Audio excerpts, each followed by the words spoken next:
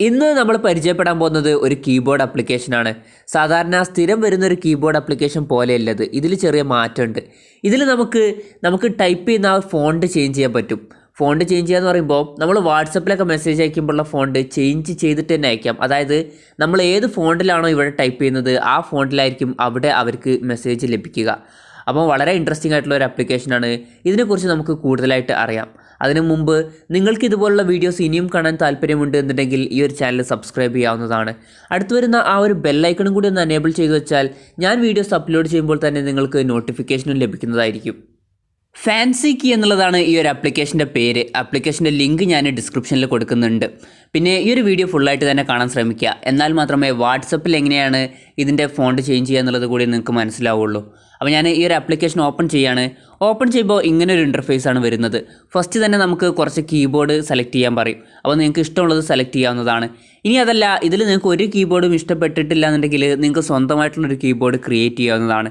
ഇവിടെ സെൻറ്ററിൽ നമുക്കൊരു പ്ലസ് ബട്ടൺ കാണാം. അത് ക്ലിക്ക് ചെയ്യുക. അത് ക്ലിക്ക് ചെയ്തിട്ട് നമുക്ക് സ്വന്തമായിട്ട് കീബോർഡ് ക്രിയേറ്റ് ചെയ്യാവുന്നതാണ്. ഇപ്പോൾ നിങ്ങളുടെ ഗാലറിയിൽ നിന്ന് തന്നെ ഫോട്ടോ എടുത്തിട്ട് ഇതിലോട്ട് ആഡ് ചെയ്യാം. ഞാൻ ജസ്റ്റ് ബാക്ക്ഗ്രൗണ്ട് പിക്ചറായിട്ട് ഒരു പിക്ചർ കൊടുത്തു. ഇനി നമുക്ക് ഫോണ്ടിൻ്റെ സ്റ്റൈല് മാറ്റാം. ഈ ഒരു ഷേപ്പ് കാര്യങ്ങളൊക്കെ മാറ്റാം. അപ്പോൾ നമുക്ക് ഇഷ്ടമുള്ള പോലെ നമുക്ക് ഇത് എഡിറ്റ് ചെയ്യാവുന്നതാണ്. അപ്പോൾ അത് എഡിറ്റ് ചെയ്തിട്ട് അങ്ങനെ യൂസ് ചെയ്യാം. പിന്നെ നമുക്ക് ഇപ്പുറത്തൊരു സെറ്റിങ്സ് എന്നുള്ളൊരു ഓപ്ഷനാണ് ലഭിക്കുന്നത്. ഈ സെറ്റിങ്സ് എന്നുള്ള ഓപ്ഷൻ നോക്കിയാൽ നമുക്ക് ലാംഗ്വേജ്, പ്രിഫറൻസ്, സൗണ്ട്, വൈബ്രേഷൻസ് അങ്ങനെ കുറച്ച് ഓപ്ഷൻസാണ് ലഭിക്കുന്നത്. നമുക്ക് വേണമെങ്കിൽ കീബോർഡിൽ സൗണ്ട് സെറ്റ് ചെയ്യാം. അതല്ലാന്നുണ്ടെങ്കിൽ സൗണ്ട് ഓഫും ചെയ്യാവുന്നതാണ്. പിന്നെ പ്രിഫറൻസിൽ പോയിട്ട് ഓട്ടോ കറക്ഷൻസ് വേണമെങ്കിൽ ആവശ്യമില്ലാന്നുണ്ടെങ്കിൽ ഓഫ് ചെയ്യാം. അങ്ങനത്തെ കാര്യങ്ങളൊക്കെ ചെയ്യാം. പക്ഷേ വേറൊരു കാര്യം ശ്രദ്ധിക്കുക.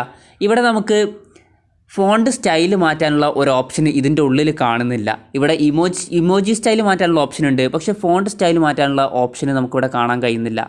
അപ്പോൾ അതെങ്ങനെയാണ് ചെയ്യേണ്ടതെന്നും കൂടി ഞാൻ പറഞ്ഞുതരാം. അപ്പോൾ ഞാൻ ഒരു ഉദാഹരണത്തിന് വാട്സപ്പ് തുറക്കുകയാണ്. അപ്പോൾ എൻ്റെ ഒരു വാട്സപ്പ് ഞാൻ തുറന്നു. വാട്സപ്പ് തുറന്നിട്ട് ഞാൻ ഒരു മെസ്സേജ് അയക്കുകയാണ്. ഹായ് എന്നുള്ളത് അയച്ചു.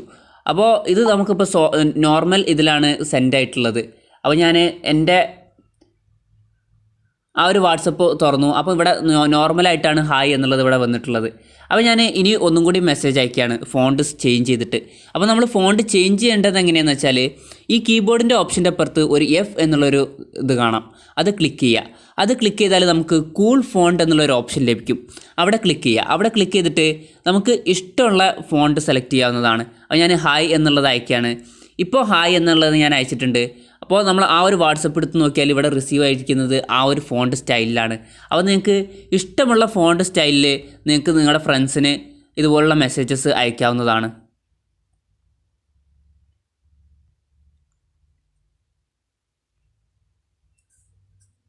ഇപ്പോൾ നിങ്ങൾക്ക് ഇവിടെ നോക്കിയാൽ കാണാം ഇപ്പോൾ അയച്ചത് പുതിയൊരു ഫോണ്ട് സ്റ്റൈലിലാണ്. അപ്പോൾ ഇതുപോലെ നിങ്ങളുടെ ഫ്രണ്ട്സിനൊക്കെ അയച്ചാൽ അവർ ചോദിക്കും ഇത് ഏതാണ് ആപ്ലിക്കേഷൻ, ഇത് അടിപൊളിയായിട്ടുണ്ടല്ലോ എന്ന് അവർ പറയും.